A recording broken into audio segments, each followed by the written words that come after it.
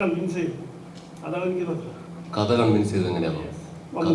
കഥ അദ്ദേഹത്തെ കൺവിൻസ് ചെയ്യാൻ വളരെ സിമ്പിളാണ്. അദ്ദേഹത്തിന് ഇഷ്ടപ്പെടുന്ന, നാട്ടുകാർക്ക് ഇഷ്ടപ്പെടുന്ന വളരെ നല്ലൊരു കഥ പറഞ്ഞത് അദ്ദേഹം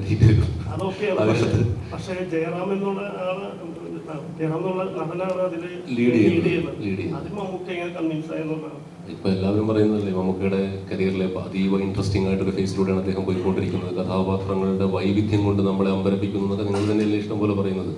അത്തരത്തിലെ വളരെ വ്യത്യസ്തമായ ഒരു കഥാപാത്ര തിരഞ്ഞെടുപ്പാണ് അദ്ദേഹത്തിന്. കഥ കേട്ടു, ഇഷ്ടപ്പെട്ടു, ചെയ്യട്ടെ എന്ന് ചോദിച്ചു. ആദ്യം ഞാനൊന്ന് ഞെട്ടി.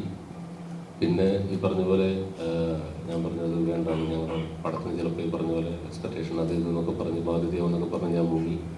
പിന്നെ ഞങ്ങൾ ഇന്ന് ഡയലോഗ് വർക്ക് ചെയ്തുകൊണ്ട് നമ്മുടെ ഡോക്ടർ ഇടയ്ക്കിടയ്ക്ക് പറയും മമ്മൂക്കാനെ വിളിക്കുന്നു. അങ്ങനെ ഞാൻ പിന്നെ കണ്ണൂർ സ്പോട്ട് ലൊക്കേഷനിൽ പോയിട്ട് എനിക്ക് വിശക്കുന്നതെന്ന് പറഞ്ഞ് കയറി ചെന്നു. അപ്പം നീ എന്തോ ബാധ്യതയാവുന്നൊക്കെയാണല്ലോ എന്ന് പറഞ്ഞതെന്ന് പറഞ്ഞാൽ, അല്ല പടം ഞങ്ങൾ തന്നെ നിർമ്മിക്കുന്നതുകൊണ്ട് ഒരുപാട് ബാധ്യതയുണ്ട് എന്ന് പറയുന്നത് പറഞ്ഞുകൊണ്ട് അങ്ങനെയാണ് വന്നത്. ആക്ച്വലി കഥ പറഞ്ഞ് പുള്ളിക്ക് വർക്കായി. ആ ഒരു സിമ്പിൾ പ്രോസസ്സിലൂടെ അദ്ദേഹം തന്നെ ആ കഥാപാത്രത്തിൻ്റെ കഥാപാത്രത്തോടുള്ള താല്പര്യം കൊണ്ട്, അത് ഇഷ്ടമായതുകൊണ്ട്, കഥ ഓൾട്ടുഗദർ സ്റ്റോറി ഇഷ്ടമായതുകൊണ്ട് തിരഞ്ഞെടുത്താണ്.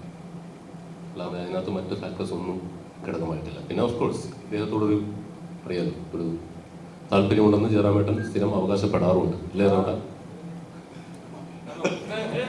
ശരി, അടുത്ത് മമ്മൂക്ക ഇപ്പം ജയറാമേട്ടൻ കഴിഞ്ഞ ദിവസങ്ങളിലാണെങ്കിലും ഇപ്പോഴാണെങ്കിലും പറഞ്ഞു, ജയറാമേട്ടന് വേണ്ടി മമ്മൂക്ക വന്ന് അഭിനയിച്ചു, അതിന് താങ്ക്സ് എന്ന് ജയറാമേട്ടൻ നേരത്തെ സൂചിപ്പിച്ചിട്ടുണ്ടായിരുന്നു. അപ്പം മമ്മൂക്കാനെ ഈ ചിത്രത്തിൽ എക്സൈറ്റ് ചെയ്യിപ്പിച്ചത് ജയറാം അഭിനയിക്കുന്ന ഒരു ചിത്രം എന്നതാണോ, അതോ അതിലെ കഥാപാത്രമാണോ? ഒരുപാട് സിനിമയിൽ അഭിനയിച്ചിട്ടുണ്ട്, എന്നെ വിളിക്കാതെ. കഥാപാത്രമാണ് ആത്യന്തികമായി നമ്മുടെ മുൻഗണനയോട്. പിന്നെ മറ്റു കൂടെ അഭിനയിക്കുന്ന ആൾക്കാരൊക്കെ നമ്മുടെ സിനിമയിലുള്ളവരല്ലേ, നമ്മളെല്ലാവരും നമ്മുടെ സുഹൃത്തുക്കളാണ്. ജയറാം കുറച്ച് കൂടുതൽ സൗഹൃദം കൊണ്ട ആളാണ്. ജയറാമേട്ടന് വേണ്ടി എന്ന് അദ്ദേഹം അവകാശപ്പെടുന്നതിൽ എനിക്ക് സന്തോഷമുള്ളൂ. നിങ്ങൾക്ക് തീരുമാനിക്കാൻ പടമായല്ലോ. നമുക്ക് ഈ പറഞ്ഞതുപോലെ ഇപ്പം മിഥുമാനുവൽ പറഞ്ഞല്ലോ, ഞാൻ കയറി വന്ന് എനിക്ക് വിശക്കുന്നു എന്ന് പറഞ്ഞ് ഈ കഥാപാത്രം ഏൽപ്പിക്കുകയാണെന്ന് പറഞ്ഞു. മമ്മൂക്കാന്ന് പറഞ്ഞ് എനിക്ക് കഥ ഇഷ്ടപ്പെട്ടു, ജയറാമുള്ള സ്നേഹം എന്ന് പറഞ്ഞു. ഏറ്റവും കൂടുതൽ ഈ കഥ ഇഷ്ടപ്പെടാനുള്ള ഒരു ചാൻസ് ഉണ്ടല്ലോ. ഈ നമുക്ക് മമ്മൂക്ക അല്ലായിരുന്നെങ്കിൽ ഈ സിനിമയ്ക്ക് അത്രയും ഹൈപ്പ് ഉണ്ടാകില്ല എന്ന് ഞാൻ പ്രേക്ഷക എന്നതിലേക്ക് എനിക്ക് തോന്നിയ ഒരു സബ്ജക്റ്റാണ്.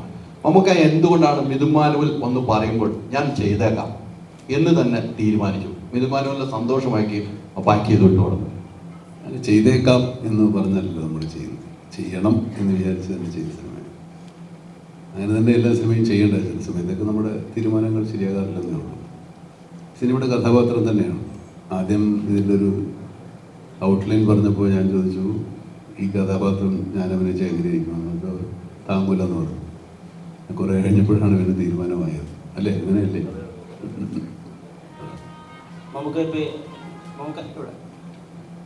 ഈ സിനിമയിൽ കുറച്ച് ഇംഗ്ലീഷ് വാക്കുകളൊക്കെ മലയാളിക്ക് പുതുതായിട്ട് തന്നിട്ടുണ്ട്. ഈ സെൻസ് സെൻസിബിലിറ്റിക്കൊക്കെ ശേഷം ഡബിൾസ് ഓൾട്ടർനേറ്റീവ് അല്ലെങ്കിൽ ബ്ലഡി റൊമാൻറ്റിക് ഒക്കെ. അപ്പോൾ അത് നമ്മൾ മുമ്പും നമുക്ക് പറയുന്ന ഇംഗ്ലീഷ് സംഭാഷണങ്ങളിൽ നിന്ന് നല്ല വ്യത്യാസമായിട്ടാണ്, ഇമോഷൻ ചേർത്താണ്.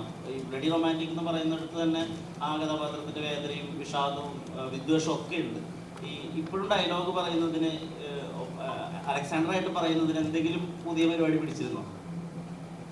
അങ്ങനെ മനഃപൂർവ്വം രാവിലെ എഴുന്നേറ്റ് ഇന്നിങ്ങനെ ഒരു പരിപാടിയെന്ന് പറഞ്ഞ് നമ്മൾ ഇറങ്ങും. അതൊക്കെ അങ്ങനെ എവിടെ നിന്നോ വന്ന് വീട് കിട്ടുന്നതാണ്. ഇതൊക്കെ എനിക്ക് തന്നെ അത്ഭുതം. അതൊക്കെ അത് കഥാപാത്രമാകുമ്പോൾ നമുക്ക് അങ്ങനെയൊക്കെ തന്നെ വരുമെന്നാണ് എനിക്ക് തോന്നുന്നത്. അനുഭവം അതാണ്.